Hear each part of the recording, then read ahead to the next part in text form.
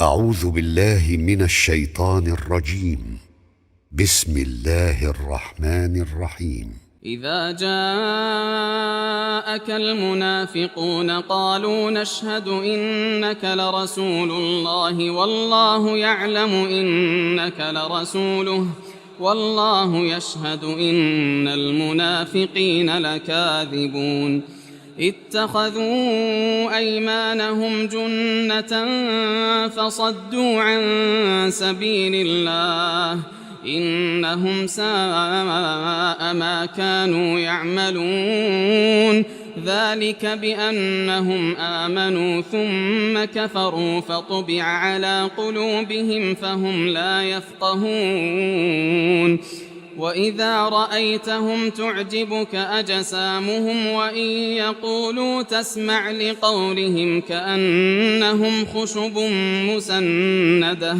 يحسبون كل صيحة عليهم هم العدو فاحذرهم قاتلهم الله أنى يؤفكون وإذا قيل لهم تعالوا يستغفر لكم رسول الله لووا رؤوسهم ورأيتهم يصدون وهم مستكبرون سواء عليهم أستغفرت لهم أم لم تستغفر لهم لن يغفر الله لهم إن الله لا يهدي القوم الفاسقين هم الذين يقولون لا تنفقوا على من عند رسول الله حتى ينفضوا ولله خزائن السماوات والأرض ولكن المنافقين لا يفقهون يقولون لئن رجعنا إلى المدينة ليخرجن الأعز منها الأذل ولله العزة ولرسوله وللمؤمنين ولكن المنافقين لا يعلمون يا أيها الذين آمنوا لا تلهكم أموالكم ولا أولادكم عن ذكر الله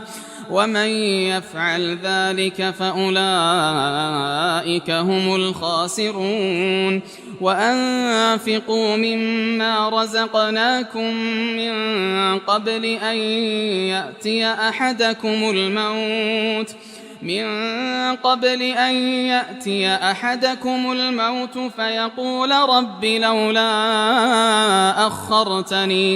فيقول رب لولا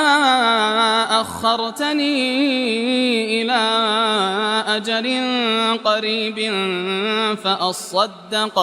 فأصدق وأكن من الصالحين ولن يؤخر الله نفسا إذا جاء أجلها والله خبير بما تعملون.